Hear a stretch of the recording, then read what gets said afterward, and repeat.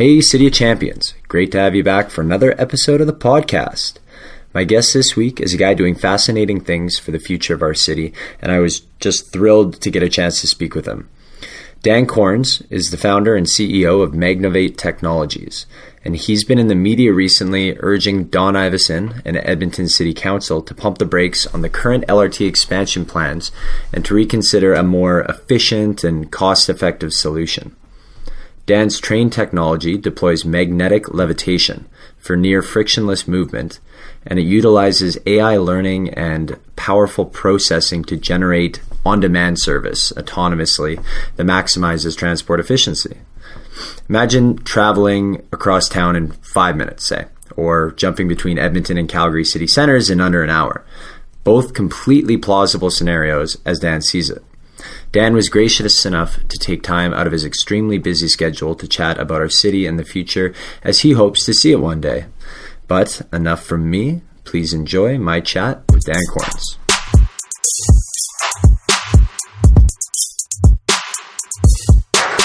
We're live now, sitting here with Dan Corns, founder and CEO of Magnovate. And I'm going to take a little bit of a roundabout way to get into exactly the details of your company, but for the audience in context of who you are, give us the elevator pitch of Magnovate, Dan. Okay, so the technology is based on magnetic levitation. So it uses magnets to float and propel the vehicles. And the vision is Maglev packet switching. So it's people and goods traveling as seamlessly as information on the internet for 75% less build cost. So it's essentially like Minority Report. You know what? That's you hit it right in the head. That's exactly what it is. It's, out of all the science fiction movies, Minority Report is the closest one. That was a fantastic. You totally nailed it. And so, I mean, that's obviously a super exciting technology, and I mean, to be involved in something like that means that you're a great thinker of kinds, but it sounds like you come from a lineage of great thinkers, and I want to touch on a story you mentioned to me about your great uncle. Oh yeah. So my great uncle was Einstein's right hand man for a while. So he was kind of working like side by side with Einstein. Was he like his lab assistant, or was he like his partner in crime who never got mentioned? Like, how does that work? I think he was the partner in crime that never got mentioned. Oh man! Yeah. Damn it, Albert didn't give credit. He was the Watson to Sherlock Holmes. Nice. And then he was involved in what was the project after that? It was the Manhattan Project. Dude, what did he do for that? So that was the atom bomb, right? Which was really secretive, and he was kind of like the mad scientist kind of a guy. His wife would, tell him to go out for a stick of butter or something like that, and he'd show up back at the house at 12 hours later, and on the way to getting the stick of butter, he'd forget that he was going to the grocery store and just drive to the lab. I have an idea. Work all day. Yeah, come back without the stick of butter. Like a eureka moment, consistently. Yeah. So how did you hear about that? Like your mom or your dad told you you used to have this uncle that was crazy smart. Did he inspire you at all to get into what you've gotten into now? Yeah, you hear stories growing up, and it's definitely inspiring. Like it kind of gives you the sense that maybe if there's some smart genes in the family, maybe there's some potential to put those to good use. So, in terms of your history, you grew up in Edmonton originally? Yeah, grew up in Edmonton, grew up in Spruce Grove. Mm-hmm. Yeah. Humble Spruce Grove. From humble beginnings. There's been a couple famous people from there. Going to Jack's drive-through for the drive-in for ice cream. I just had my first Jack's experience ever. I'm not joking, 3 weeks ago. Is that right? Yeah, we were shooting the last segment of the Grant Fuhr documentary. Yeah. And he's like, well, if we're getting lunch, we should go to Jack's. Oh, of course. And I said, what's Jack's? And everyone kind of turned and their jaws dropped. Like, you've never heard of Jack's? It's like the first and still only true drive-in in, I don't know, if maybe the whole city of Edmonton and Spruce Grove. Totally. Yeah, it's like straight out of the 50s. Yeah. Yeah. I had their St. Patty's Day milkshake. It was top notch. Oh yeah, Jack's is classic. So you didn't grow up fully in Edmonton, though. You moved out to Victoria? Yeah, I moved to Victoria in 1990. Yeah, and that was kind of a nice change. I remember the first Christmas there, playing football, out in the field, and just really enjoying the weather. But yeah, I moved out there, and that was kind of a nice change of pace. What brought your family out there? My dad was a doctor, so he started up a practice out there. Oh, okay. And my grandparents were out there, and had a place on Salt Spring Island. So it was kind of nice to be close to the grandparents. Now, that's probably where you must have gotten into kite surfing, all that kind of stuff. Actually, that was kind of later on down the road. That was around like 1999, 2000. So I had a buddy that just got back from Maui, and he says, Dan, there's these windsurfers that have switched over to a new sport called kiteboarding, and they're getting 20 feet of air. So I just got super stoked about it and went down to Potter's surf shop, which is no longer there downtown, but they were one of the first places in Canada to get kites. So I bought myself some kiteboarding gear and got into that. Had you tried it before you bought all the gear? Or did you just think, hey, I know I'm going to like this and jump into it? I was sold. I heard 20 feet of air, and I just went out and bought the equipment. What was the learning curve on that like? Well, it's kind of crazy because you're strapping yourself onto this kite, and it's kind of like if you were to imagine the power of a wakeboard boat, but coming like from directly above you. I mean, that's what it's like. So you take some hits along the way, but it's if you practice at it, you can get up and riding within a week. Right. Now, what at that point in your life, sort of high school in Victoria, what did you think you were going to do for the rest of your life? I was trying to be like Michael Jordan. That's the goal is to play basketball, and that was kind of the big dream was. And I went to the same school as Steve Nash, and Nelly Furtado went to that same school. So whoa, celebrities! Yeah, what were they like back then? Did you go at the same time as them? They were before me, like 5 years before me. So there was kind of the stories of Steve Nash, but right, there was that kind of idea that hey, Steve did it, so maybe I could do it. How far did your basketball career go? It topped off in high school. Played high school basketball, and when you're a 5'10" white guy, it's the cards are kind of stacked against you. And I mean, it's my goal was always to be able to dunk. So I used to practice for a couple hours a day on my vertical leap, and so I got to the point of dunking a basketball, and for me that was seriously at 5'10". Good for you. Yeah, when I was in grade 10, I was dunking, and the goal was always to be able to dunk from a standing position. Right. And I never quite made it there. Yeah. But I could dunk convincingly.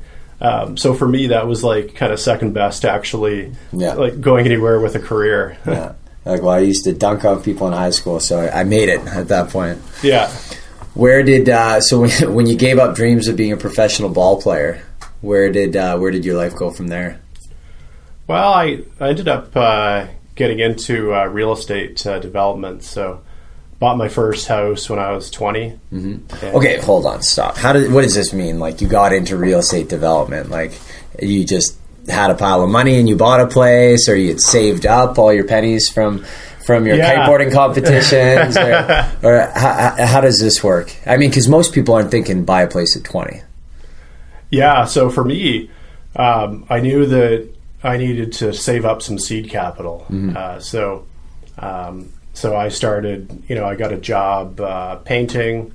So I was out painting houses, saving up money, buying and selling cars. So so I had saved up a little bit of a nest egg from 16 to 20, so I had enough for a down payment on a house. So you were hustling from a young age. Yeah, so I bought that house, fixed it up, sold it, made some profit, went and took that profit, bought a 10-unit apartment building. Is this in Edmonton? That's here at Edmonton. Okay. Yeah, because we moved back here. Turned that apartment building into condos, sold them off. That was back when you could buy, apartments for $20,000 a door, right, when the prices were low. Then leveraged that to get into a 24-unit building, divided that into condos, started my own renovation company, renovated the units, and then sold those off, and then got into more apartment buildings and bought some commercial space. And one time I bought this office building. You could buy office buildings for like $20 a square foot back in the day. Okay. Like way cheaper than you could build it for. Mm-hmm. So the idea was to turn this into condos. And so there was a guy that was actually living in part of the penthouse suite. And so he really wanted this penthouse, the second part of the suite. Right. So we could have the full floor. So you just knock the wall down and take the whole thing. So he invites me to his office and he says, so I've got this idea for a deal.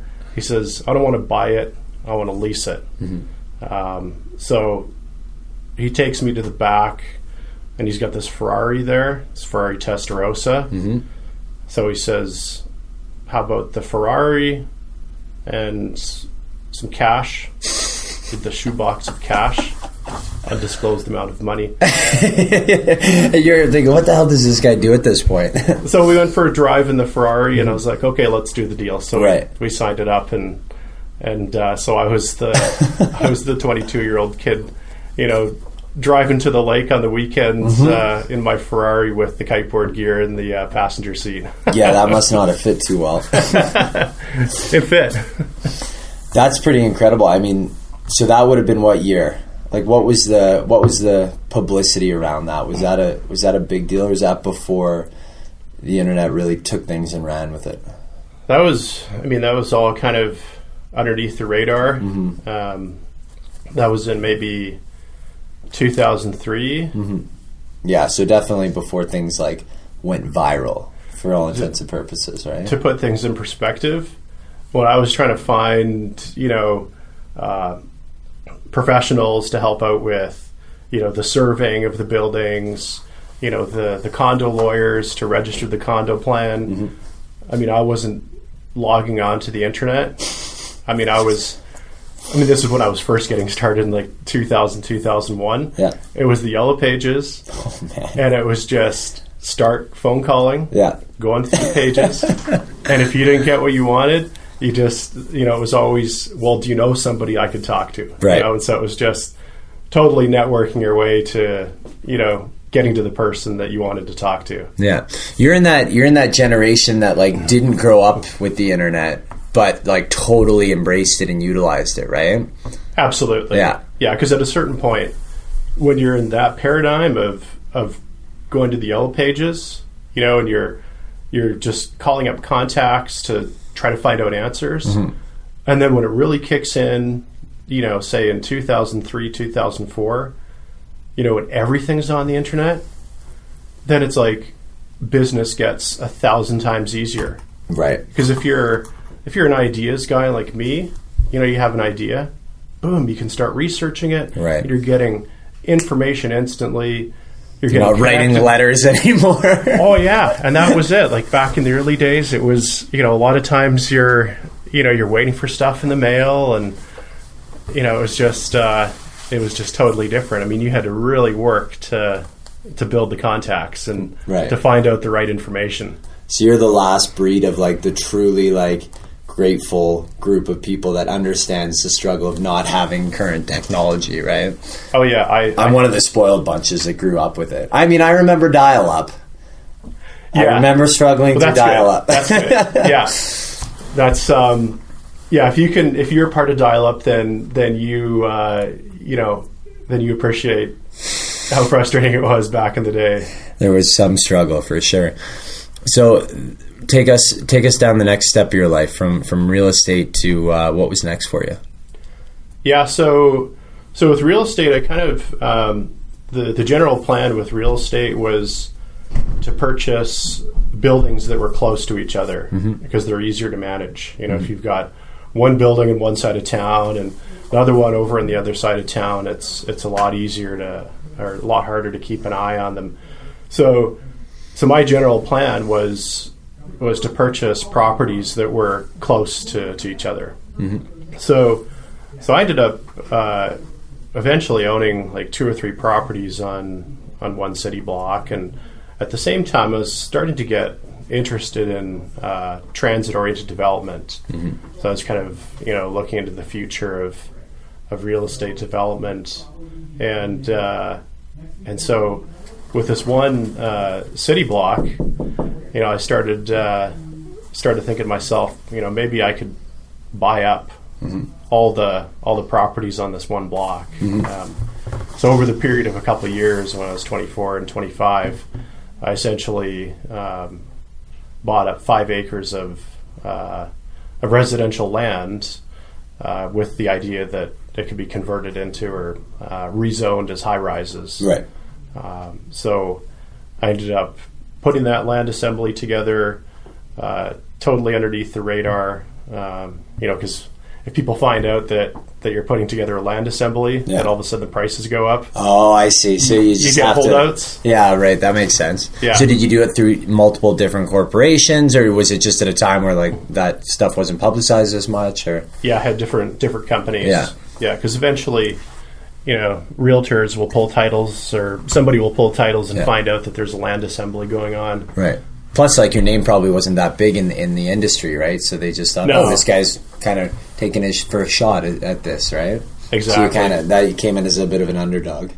Yeah. So I ended up putting that together, got that approved for 5 high rises, sold out of that project, and I guess throughout my 20s, I kept on having this kind of this flashback to when I was 19, and I'd come up with this idea of running Maglev in an evacuated tube. Yeah, it's essentially what everybody knows as Hyperloop now. Right. So when I was 19, I just had this random vision.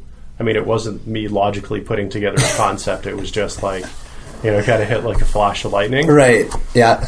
And for a while, like, it was all I could talk about. I mean, it was dinner's table conversation. It was, if you could just put maglev vehicles inside an evacuated tube, I mean, you could get up to 1,000 kilometers an hour. There'd be no wind resistance. So that vision kept on haunting me. And when I was 28, 29, I decided, it's time to take a look into this. And so did a little bit of research online, and there was a company called ET3, which stood for Evacuated Tube Transport. So it was this engineer that basically had the same idea as me. And so I called him up, and he had this licensing model where you could purchase a license and be part of his little group and help move this kind of, this concept along. And we got talking, and I soon found out there was some flaws in the business model. Okay. I mean, this guy didn't have any plans of raising money, or the idea was just to get a bunch of people together and try to make it work. All right. So I decided, well, I'll just start up my own company and build my own team. And so I started calling up different national laboratories in the U.S. that had studied Maglev, the Livermore National Labs, Sandia Labs, Los Alamos. And so after, kind of doing some investigating, I found out why Maglev hadn't taken off, what it would take to, make Maglev work. And more importantly, I got referred on to some engineers that were building the type of Maglev system that I wanted to build. So I ended up partnering with them, and and ended up starting Magnovate in 2012. Why was it Maglev specifically when you were 19? What spurred that? Like, I mean, you said it was just sort of a random fleeting thought, but was it an example you had seen or an application of the technology that you had noticed? I mean, the first thing that comes to mind when I think in an evacuated tube is the Costco things that shoot up when they put their cash deposits, right? Yeah, that's kind of the idea. Mm-hmm. Yeah, that's and the reason that you'd use Maglev is Maglev takes friction out of the equation, mm-hmm. and then the vacuum takes the air out of the travel equation, which right. a huge amount of energy is consumed by the vehicle pushing air. Right. So if you take the air out of the tube, mm-hmm. then you've got the same environment as space. Mm-hmm. So when there's no wind resistance, then you can just keep on accelerating as long as there's thrust. So you found the company in 2012. What's the first step then? Or I mean, you've taken a bunch of steps leading up to then, obviously. But where did you guys go once you first founded it? So the first step was putting together a team. I hired a business coach to kind of do kind of a 360 and kind of take a look at this and say, is starting with tube travel really the best starting place? Mm-hmm. So I hired this guy out of Boston. He's a Harvard-educated lawyer that went on to be in business, just extremely smart guy. And so we kind of worked through the scenario of what it would take to get this technology to the marketplace. And we quickly figured out that starting with evacuated tubes is basically a non-starter. Mm-hmm. I mean, because it's going to cost billions of dollars to develop the technology. So we decided the place to start is building small networks, and then, maybe take on a small project, show everybody that you can develop a small project, maybe start with like a little 5 kilometer link, mm-hmm. and then move on to, 10 or 20 kilometers and kind of take a stepwise approach to developing the technology. Right. But at that point you had decided to make the switch from evacuated tubes to what do you call it? Open air systems. Open air system. Yeah. Yeah. Because the whole key is you got to keep in mind that even though there are some private customers out there that would buy these systems, you've got big theme parks, some of them might be airports, that are private airports, but the big customers are governments, mm-hmm. and governments are risk averse. So we went with the design philosophy of, there's a famous Italian designer, and he said, if you're selling something surprising, then make it look normal. But right. if you're selling something normal, right. make it look surprising. Because something that is inherently surprising and kind of out there, even if you try to make it look normal, it's still going to kind of seem a little bit outside the box. Right. So with cities as a customer, you kind of have to dumb it down a little bit, mm-hmm. and just kind of sell it as, this is just a more efficient transportation system. It's faster, it's less expensive to build, because the vehicles are lighter, so the infrastructure is lighter. Mm-hmm. It's got some, it's got faster switches. Mm-hmm. So you just take the key value proposition and kind of lead with that, as opposed to, coming in there and saying, we're going to build 1,000-kilometer-an-hour networks. Right. Yeah, you start with the one-pager before you get into the 76-page deck, right? Exactly. Yeah, exactly. So I understand this simply because of my background and because of the info you sent me in advance of this conversation, but explain to the listeners, if you could, Dan, how a system in Edmonton would look, how it would, if we were to magically replace the existing LRT network with Magnovate, what would that look like and how would that affect people's lives? Yeah, so I'll start off with how it's different. So the current paradigm is what we call the train paradigm. Mm-hmm. So it's steel wheel vehicles, steel wheel on rails, a bunch of train cars linked together. They're super heavy because if you build them at grade, then the vehicles have to be heavy enough and robust enough that they can withstand an at-grade collision. So one of the key downfalls of trains is they go in line connections, and they have to stop at traffic lights. They're slow. You have to wait for them at the platform. They're expensive. The steel wheel on rails, causes a lot of maintenance. So that's kind of the current paradigm. With Magnovate's technology, there's a number of technology advancements that improve on existing Maglev technology, that make it practical and affordable, and make it so that it's easier to install. So the first advancement is a levitation gap that's much larger than first generation Maglev systems. So the first generation systems, they had to kind of wrap around the track. They couldn't have switching. And because of the small levitation gap, the infrastructure had to be really robust. So that simply just means distance between the magnets and the train, that cushion that you're floating on, essentially. Yeah, between the bottom of the vehicle and the magnetic tracks. So how are you able to improve on the first generation of that to increase that gap? So we use a proprietary formation of magnets called a Halbach array. Okay. And so the benefit of that magnet setup is that with the Halbach array, it increases the magnetic field, and it creates vertical lift and horizontal stabilization so that the vehicles don't have to wrap around the track. Gotcha. And that's what enables us to switch the vehicles, because that feature, in combination with a control system that manipulates the field forces below the vehicle to guide the vehicle where it's scheduled to go or where it's programmed to go, rather than relying on big mechanical switches that move back and forth. Right.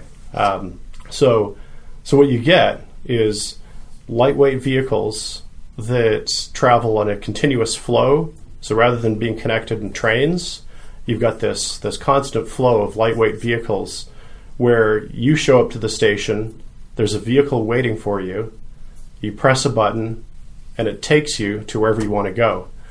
Whereas with the LRT paradigm, you show up to the station, you have to wait for the train, there's a bunch of other people on the platform, it's cold, it's uncomfortable. Yep. The train finally gets there, you get on the train, then you have to wait as it stops at all the stations in between where you started and where you want to go. So it takes a lot longer. And with an on-demand system, without having to stop at each station, that alone can cut a 30-minute commute down to 5 or 10 minutes. Right. So you avoid the problem of having to stop at every station by having, I forget the name of it, but the stations are offline, basically, where they branch off from the main line, so that any car or vehicle that is bypassing that station just continues on. Exactly. Yeah. Like a lead vehicle might pull into an offline station, as the key is if you have fast switching, the vehicle can instantly switch offline into the station, and other vehicles that aren't programmed to stop at that station can just bypass it. So in that sense, it's kind of like the highway. Yeah. Like when you're driving from Edmonton to Calgary, you pull off into Gasoline Alley, other cars that are going to Calgary, they just keep on going in the highway. So that switching capability gives you some of the flexibility of a road network, as opposed to fixed train lines. So the switching, the automatic switching, or the fast passive switching, is it called? Yeah, it's instant switching or passive switching. Right. So that's simply controlled by a change in the magnetic force, and it just directs them the proper way. Is that correct? Exactly. Yeah. There's two sensors in the bottom of the vehicle, and if the vehicle's programmed to go right, it turns off the left sensor and gives preference to the right. And the vehicle just manipulates the field forces to to go the direction it's programmed to go. So do they have to slow down to a certain speed in order to have that be effective to take an off ramp, or can they do that at full speed? Yeah, you can do it at full speed. So it's kind of like the highway, where when you're leaving the highway and you're going onto like a deceleration ramp and you're going to slow down, when you're turning into that that off lane, oftentimes you're going at speed, and then you use that lane to kind of decelerate. Gotcha. Yeah. So with the magnets, is there any long-term negative effects on human beings physically or electronic technologies? Does it interfere with people's cell phones, tablets, things like that? No, there's been lots of tests done, and the magnetic fields of these magnets is less than a hairdryer. Mm-hmm. So it's pretty low. That's incredible. And do they ever fail? Like, what's the life of a magnet, and how do they stay maintained? They're permanent magnets, so that they're always magnetic. Oh, okay. So it lasts. How do you get them to the track to install them without them sticking to everything along the way? Well, yeah, so you have to during the manufacturing process, mm-hmm. There has to be proper procedures in place to make sure that the magnets don't stick together. The workers don't have coins in their pockets? Yeah. It can be dangerous because when you're putting these magnets together, if you're not careful and you don't have them turned the right way, mm-hmm. then they can stick together, and if your hand is in between them, it'll crush your hand. Oh man. So does your company manufacture the magnets, or does that come from a separate company? Yeah, so far, like for the prototypes, mm-hmm. we've been manufacturing them. When we scale up and we're building large-scale systems, mm-hmm. then we'll have those manufactured by a subcontracted manufacturer. Okay. And really the key to all of this is, in addition to the magnets, is the brains of the system, right? Like the autonomous software that allows it to go on demand, that allows it to also sync up to platoons, as you call them. Yeah, that's right. So explain a little bit about that. So that's a key part of it. So to kind of summarize what this system is, it's a hardware innovation that allows you to leverage the power of modern low-cost computing, artificial intelligence, and machine learning. Mm-hmm. So because of the switching, you can dynamically route vehicles through the network. So you pair that hardware capability with artificial intelligence and machine learning, and the computer system can monitor ticket purchases made through a mobile device, and then it can schedule vehicles to where they need to go at the right time. So you're never using more resources than you need to. Right. I mean, with LRTs, sometimes you see an empty train car. There's 5 train cars that are all empty. Yeah. Sometimes it's all full. Well, with this approach, you're only using the amount of vehicles that you need, mm-hmm. and with the computing system, machine learning, it can learn traffic patterns over time. Mm-hmm. So the traffic demand, say from Monday to Friday, might be different than on the weekend. So you can have the system learn traffic patterns and then send the vehicles to where you anticipate the traffic's going to be. Right. Where do the cars go when there's dead times, when no one's calling for a car? Yeah, so there's algorithms based around empty vehicle management. Mm-hmm. So that's a key thing, is if there's some vehicles you don't need, is routing them to the maintenance yard and just having them sit there. Mm-hmm. And then when traffic picks up again, is bringing them back online. Right. Now, do you see that this technology has applications outside of an urban environment as well, extending past cities? Yeah, so that's one of the advantages of the approach that we've taken with Maglev. Is previous Maglev systems have either been urban or they've been intercity, mm-hmm. and we've designed a dual mode linear synchronous motor, which has the ability to operate efficiently in a slower speed urban network, as well as for intercity travel. So big picture, you could have a network all over Edmonton, so on-demand service, and that network could tie into a high-speed intercity line between Edmonton and Calgary. So you'd have seamless, last mile service, with high-speed intercity. So ultimately, if I'm in the middle of downtown and I wanted to go to downtown Calgary, I would hop on. I would tell the car that that's where I wanted to go. It would, in all likelihood, probably bring me to one of the farthest Edmonton stations and then switch me to a different car with other people that wanted to. That was a dedicated car going to Calgary. Is that kind of how it would work? You could do that, or you could pay a little bit more and order an express vehicle. Oh, okay. So express vehicles would be kind of like an Uber type, scenario, but for Uber mass transit. Mag Uber. Mag Uber. And so then you could order up an express vehicle, and that would just take you straight from downtown Edmonton to Calgary. That's insane. So you have a private vehicle essentially, or you and 4 or 5 friends could ride in it. Right. So you'd have multiple sizes of vehicles in addition to vehicles that are able to link up. That's right. Okay. Yeah. So you'd have anything from 4 to 5 to 200 people cars kind of thing, or 50-person cars? Yeah, you could have 50-person cars that could link together in a platoon to give you a capacity for 200 to 300 people, or you could have express vehicles that might have a capacity for 6 people, like 4 to 6 people. Right. So what are the biggest roadblocks currently for this technology and the incorporation of it? I mean, like, what? Yeah, this all sounds great. Why isn't it happening?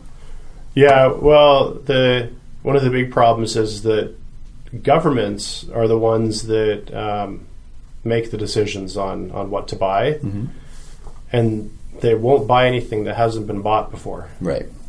So it's kind of a chicken and the egg scenario. They won't buy any solution that's not already running in a city. So it's kind of like when you're trying to get your first job and you don't have anything on your resume. Must have 5 years of experience, right? Exactly. Yeah. So that's a big problem. I mean, because you look at like innovations in other areas, like say, for example, smartphones, where it's consumer driven. I mean, if a consumer wants it, they just go and buy a smartphone, done. The industry takes off. Yeah.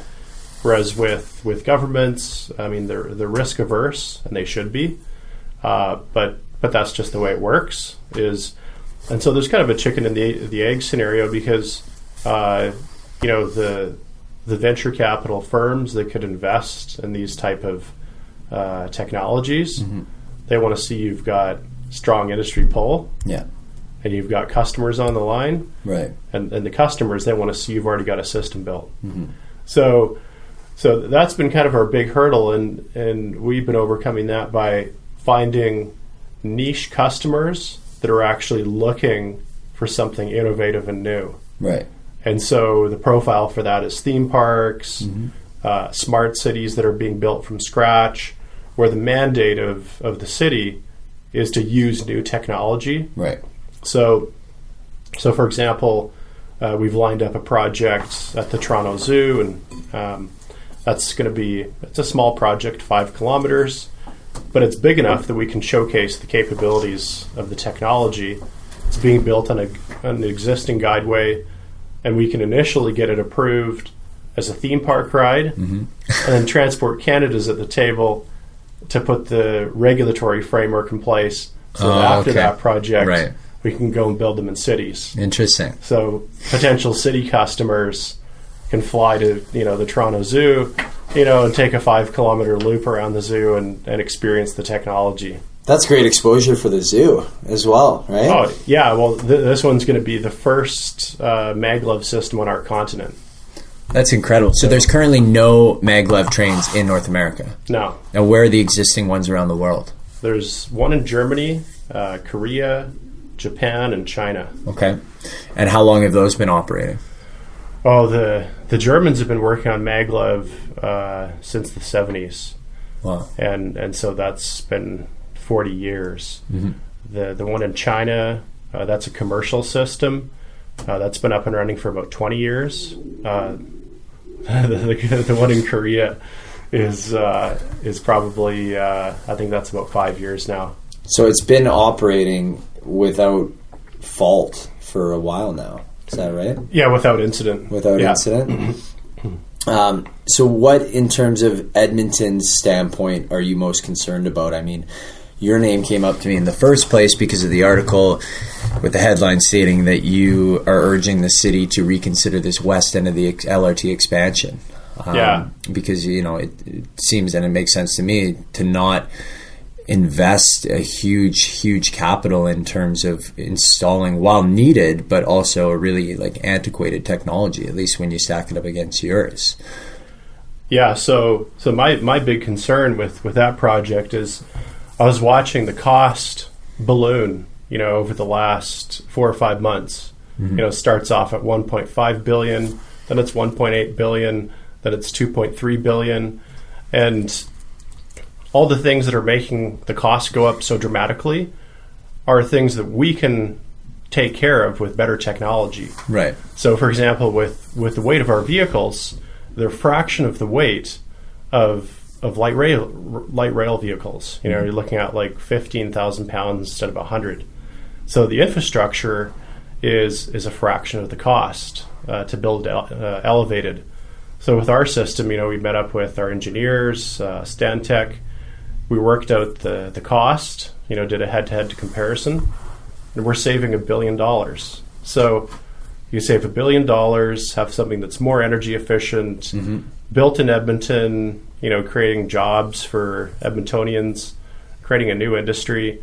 So, we were encouraging the city to say, hey, just look at our cost studies, look at the documents, and, see if it's worth waiting an extra year. Because with the price point that we're coming in at, we could build 3 to 4 times the network for the same cost. Right, that's exactly it. So you can have, and that, in my opinion, is Edmonton's biggest problem when it comes to the public transit, is we're just not a very well-connected city.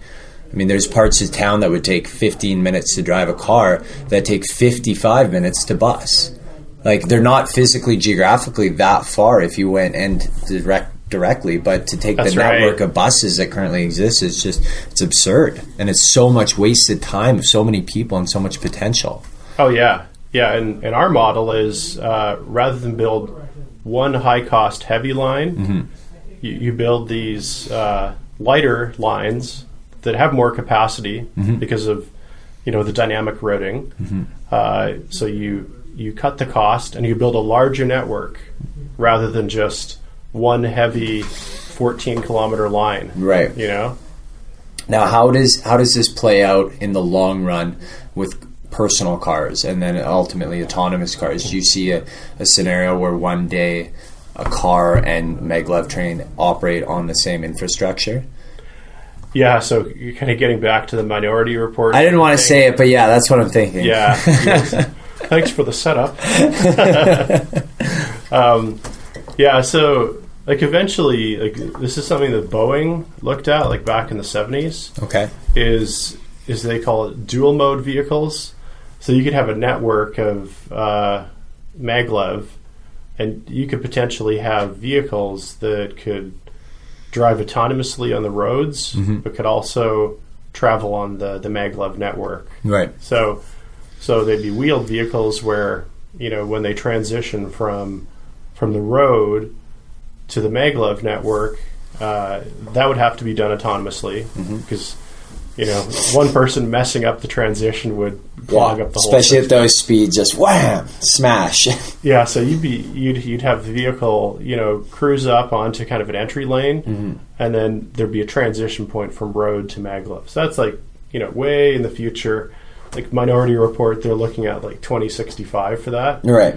I mean, we could build a system like that in the next couple of years, but it takes time for these things to catch on. Yeah, for sure. But in the future, you could have an autonomous maglev network where it's not going to cover the whole city, but when you get to, say within a mile of where you're going, there might be an autonomous vehicle pick you up and take you the last mile. Right. Yeah, you can do your your on-demand route planning, and so everything is synced up perfectly based on the algorithms and the anticipation of other traffic too, right? Yeah, exactly. Yeah. So with your involvement in this technology, how up to date are you on autonomous vehicles and cars, for example? Are you well read on that as well? Yeah, I stay up to date, and I mean that's part of the industry. Mm-hmm. Yeah, so I'm fully up to date on what all the different companies are doing, and whether they're using LiDAR or radar and all that kind of stuff. What's the that test section of the Hyundai that was advertised? There was a big billboard up on the west side that said this is going to be a smart test ground for vehicles. Do you know anything about that? Yeah, I heard a headline about that, but I didn't really look into that too closely. Oh, okay. Yeah. Now, when it comes to working with city council and trying to get people to see this vision, what's been the process for you? Well, the first step was meeting with some of the different councillors to kind of get a little bit of a heat check on it, just to kind of see if there's interest. And when they take the time to 10 or 15 minutes to watch the videos and to learn about the technology, they see it. Mm-hmm. Yeah, and the ones that have a little bit of engineering knowledge, catch it a little bit faster. But then, once they see it and understand it, that's why we got some press a couple weeks ago, is because they were looking at this and saying, one of them said, the worst case scenario is we spend $1.8 billion on this LRT system, and then right as it's opening, you've got your technology fully commercialized and it's catching on around the world. Yeah. And Edmonton's missed the boat. Yeah. I'm doing my part by kind of putting the word out there, and then it's kind of up to the city to decide whether they want to stick with the old technology or look at something new. And my ask of the city wasn't, go and use our technology. It was do a formal assessment of the cost studies and the technology overview documents, and write a report recommending, move forward with this, or no, this isn't for us. Who from city council has been hot on this idea, and who's been cold? So far actually everybody's been open. So there's been nobody that's cold. But it's kind of hard to know sometimes when you meet with politicians, because we'll meet and they'll get excited about it. But right. But Edmonton as a city has a hard time moving past the great idea needs more studying stage into the implementation stage. Right. And Alberta actually too. I mean, Alberta's a world leader in studying high-speed rail. But we don't have any. No, but we're the best at studying it, that's for sure. You touched on something earlier that I wanted to ask you about, and that's seems to be one of the main concerns when people start thinking of autonomizing transport, whether it's cars or whether it's rail, and that's people losing their jobs. And so what's your comment on that? Well, back when we transitioned from typewriters to computers, all the secretaries were supposed to just disappear. Now we've got more secretaries, more personal assistants than ever. So, with technological process, there's always some people that need to be retrained, but inevitably it just leads to more jobs in different areas. So you can't fight the future, because we're always going to go towards automation, streamlining, because if you don't, somewhere else in the world will beat you to it, and they'll have an economy that's more competitive. Right. And that's the best way to lose a lot of jobs. Yeah. Is to be behind the curve. Well, and ultimately too, I mean, you've got people freed up time to worry about bigger and better things instead of learning to be a train driver, conductor, whatever they call them, engineer. Yeah. They, that's right. They're freed up to further educate themselves and think about big global problems versus just getting so singular minded in one career, right? I mean, that's in essence what humankind has been about, is ratcheting up, learning from the previous generations and continually improving and bringing us to a point in like which not one day where none of us have to work, but where our time is spent where we want to spend it instead. You know, people think, oh, it'd be nice to retire, but like you'd be bored as hell if you retired and didn't do anything. But instead, we're most productive when we get to spend time and energy on the things that really interest us. So I think, you know, losing jobs, and that's air quotes for people listening here, it is simply just freeing up time to pursue stuff that's more meaningful. Right? Yeah, there's a futurist, Jack Fresco, that passed away last year, and that was kind of his vision, was society gets so efficient that, you know, with automation and better building techniques, that eventually, you know, there's just enough abundance that like everybody gets kind of a, you know, an income, and they're, you know, freed up to pursue what they want to. Yeah. And I don't think it'll ever get there, but certainly there's the potential that eventually society gets to the point where it's so efficient that, you know, you're going to have to look at other ways of employing people. Right, exactly. You'd have to get creative. Have they ever done a feasibility study on the impact the universal basic income would have on people's motivations and drive to work, essentially? I'm not aware of any, but that would be interesting. Yeah, like if you just, you know, gave a family what they needed to survive, food, shelter, you know, and then what they chose to do with their time after that. Be interesting to know. Yeah, I mean, my hunch is that some people would become really lazy, and other people would use that to become really productive. You'd get some people, you know, that would go on to produce some really amazing things, and other people would watch more Netflix. Yeah, it'd be interesting to know if boredom superseded their laziness, though, right? If you were just so bored. I saw a good meme the other day. It's like, have you ever been so bored at work that you actually started doing your job? And as someone who used to work in an office job, like a standard working day office job, I can relate to that because it's true, right? Like, especially if you're not super energetic or curious or passionate about what you're doing, it's just like, I got to do something. I guess I'll do my job. That's right. I thought that one was good.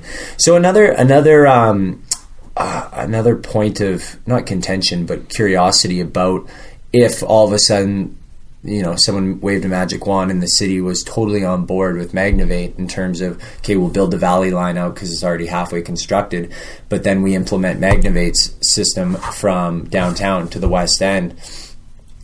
How do you reconcile the conversation then? Now you've got two competing systems. You've got the old and the new, and is it, that new system is going to be great for people going out to the West End, but anyone who's coming from the west to the downtown is then going to have to transfer versus staying on one.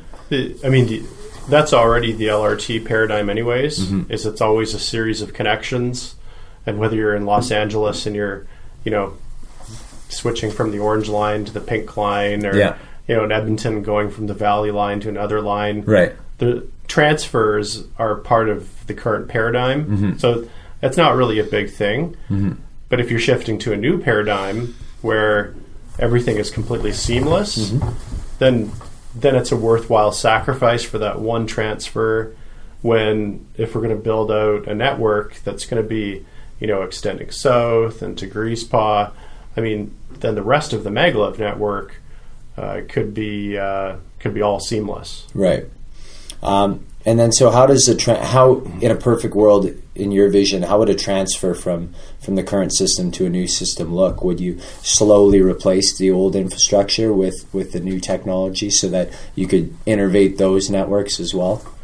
Yeah, well, that's interesting because we got approached by a group in New York, and they had the economics figured out where they could retrofit a bunch of their existing subway line and their train lines, and they could pay for the Maglev retrofit in 7 years because of the energy savings and the maintenance savings, and more importantly, with the extra value from the property taxes, because the property values get taken down because of the loud noise of steel wheel on rails. Right. So with Maglev, you get the benefit of the transportation without the negative on the property values. Right. That's incredible. So they had this model worked out where they said it would take 7 years to pay for itself. And then after that, the maintenance is lower, energy consumption is lower, ridership is higher. Right. So there could be a good business case for a retrofit down the line. Right. So it's just purely a matter of having sort of the guts and the the intestinal fortitude to really swallow the tough pill now of like we're switching and taking a chance, kind of air quotes again. Yeah. But and knowing that things are going to only get better from there, right? Yeah, I mean that's why I wanted the city to take a look at the documents, because when you look at just how much more efficient the system is, it just makes sense. So it's like ultimately, once we have our technology fully safety tested, it's up and running, commercialized, when the city actually does do a head-to-head, I mean, and more importantly, when people ride one of these systems, right? Because people won't fully get it until they ride one. When they do ride it, it'll be, well, why didn't we do this before?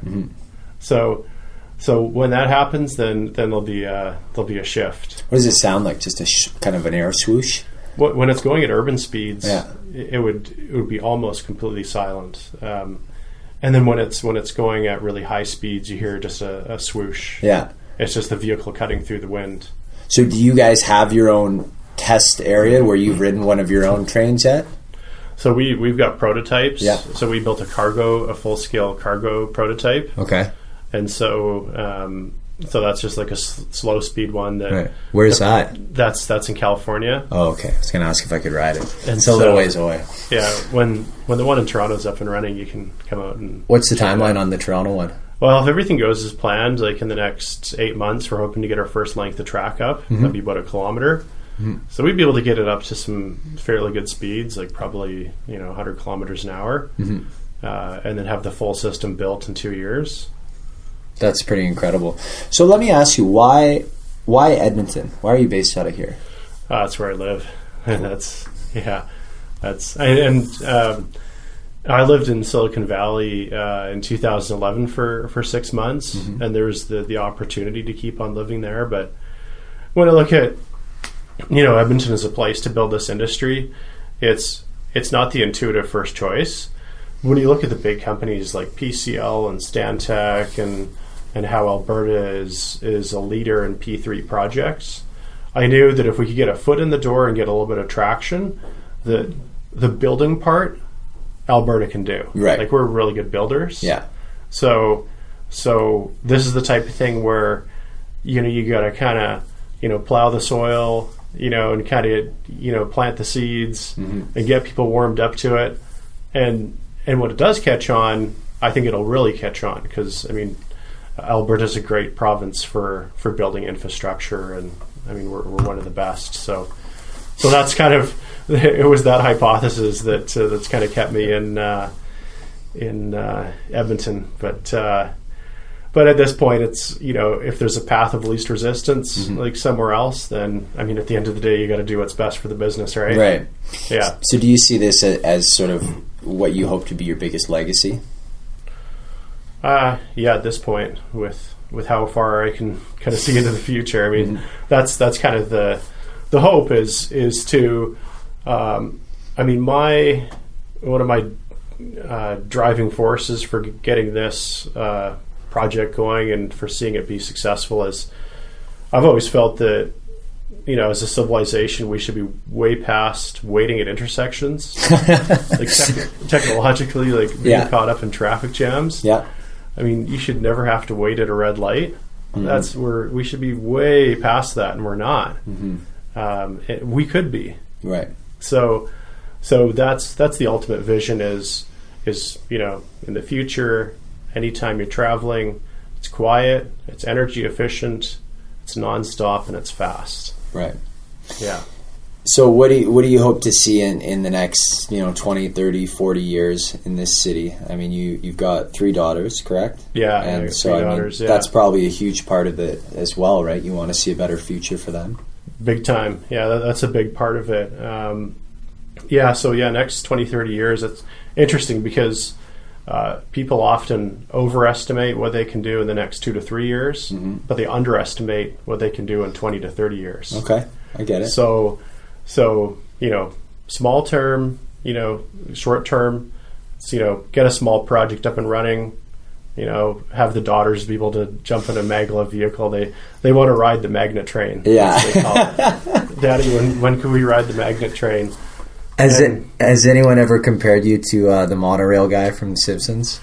Yeah, not really that much. I mean, one journalist did, but I think in Canada, when people don't understand something, the first thing they do is go to The Simpsons. Yeah. And people just love that monorail song. It's a great episode. Yeah, but actually, it gets related to the new movie.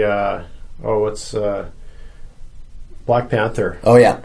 A lot of people saying, "Oh, that's right," because underground in the vibranium mine, that's where they've got the mag trains going. Yeah, they got the mag trains. So people cool. have been saying, "Oh, you guys are building the same thing, but it doesn't require vibranium." Yeah. but yeah, for the 20-year vision, I mean, that's 20, 30 years. I mean, that's kind of the vision is a large-scale seamless network. Yeah. Where, in Edmonton, you could get anywhere you wanted to go in 5 minutes. Yeah. And it would be on demand. That's incredible. So across the city in 5 minutes. Yeah, and Edmonton to Calgary in 45 minutes. Boom. That's what I wanted to ask you about, because that just seems incredible. Yeah, essentially, it'd be like one city. Mm-hmm. Yeah. Yeah, it's pretty wild to comprehend. And it would do wonders for the economy. I mean, we've got a feasibility study. We wrote a grant from Alberta Innovates. We got awarded $150,000, and we put part of that towards redoing the original TEM study that the Alberta government ordered in 2006. What was that study? That was Edmonton Calgary high-speed rail study. Okay. Yeah. So that study concludes that Maglev brings in the most ridership, brings in the best numbers, but Maglev was too expensive. Mm-hmm. That was back in the old study. Right. So then the next option was just steel wheel and rail trains. Right. But the Maglev system, when they worked out the economic benefits, it came out to $33 billion. So $33 billion in economic benefits. So we had them redo the study with our system, which reduces the cost of Maglev and increases the frequency of vehicles. And it ended up, concluding that you could privately finance this system because it's the cost base is low enough, right, and the ridership and the revenue numbers are high enough that you can more than service the debt. Plus, I think they're projecting like a 21% rate of return on the equity portion of the investment. Right. So for any private equity investor, that's a really good rate of return. If the government doesn't get on board, could you ever just crowdsource that with the 2 million people between Edmonton and Calgary? I was actually thinking about that the other day. Well, I was thinking how many people? Everyone would want that. There's not a single person who, I mean, unless you just really don't care about life, but who wouldn't want that? Well, yeah, because we've got a financier that would put in a good part of the debt, and then I've met with Amarjeet Sohi that said that the new building or the new infrastructure bank would fund part of the project, and then there's some large private equity investors that would put in some money. So we've talked to them all, and they're really interested in the project. And we've talked to real estate developers that would buy land around the stations, right? Because they're great places for transit-oriented developments. Yeah. And so the crowdsourcing part, I mean, that would be like maybe you just, you've got your capital stack, everything's all in place, and then the last bit of it you raise through crowdsourcing, and maybe it's the first 1,000 or 2,000 people to sign on get like a first year pass. Yeah, free ridership. Some kind of incentive like that. You could literally go out in the other city for a night and come back at the end of the night. You could go drinking in Calgary until any time and then come back. Totally, yeah. That's insane. Have your own private vehicle and have a little nap on the way back. I love it. Well, it's pretty exciting to know that there's someone like you out there pushing this and thinking of these novel strategies and things that, I mean, ultimately really makes sense to go this way. And we're at a point in humanity where it no longer is like, oh, we can't do that or that'll never happen. The shift is just like, no, we're all kind of understanding of those things will happen. It just is a matter of time, right? Everything is possible pretty much. Yeah, we have to do these things. I mean, surface transportation is the biggest contributor to global warming. Mm-hmm. And you look at all the reports, it's talking about 2040, 2050, we get to, they call it a 2-degree world, mm-hmm. where if the temperature keeps on going up another 2 degrees, that ends up being, famine and floods in a lot of damage, right? Places around the world. So we're on track for that. And if we don't accelerate the adoption of, clean energy solutions and clean transportation, it's going to be a scary future. Mm-hmm. Yeah. Dan, is there anything else that I haven't asked you that you feel you'd like to talk about, or anything that we haven't covered here that you feel is important? Oh, let's see. We've covered a lot of ground. I really want to give people an idea of what you're about and what the potential is here, just to get them excited about what's possible too. Not down and out about the LRT system. Yeah, I mean, and that was one thing I wanted to make clear to some of the councils I met with is we certainly don't want to hold up the process of LRT, mm-hmm. but we want to make sure that the city at least takes a look at what we're doing before they move forward. But I think we've kind of covered all the main points today. Well, I really appreciate you taking the time, and I'm sure you're a busy guy, and so it means a lot that you were sparing of an hour and a half here for me. All right, yeah, thanks. Right. Thanks so much, Dan. Truly fascinating stuff there. I hope you guys were all as interested in that as I was. If you want to know more about Dan's company and what they're up to, go to magnovate.com, magnovate.com. As always, thank you so much for listening, and we'll see you next week.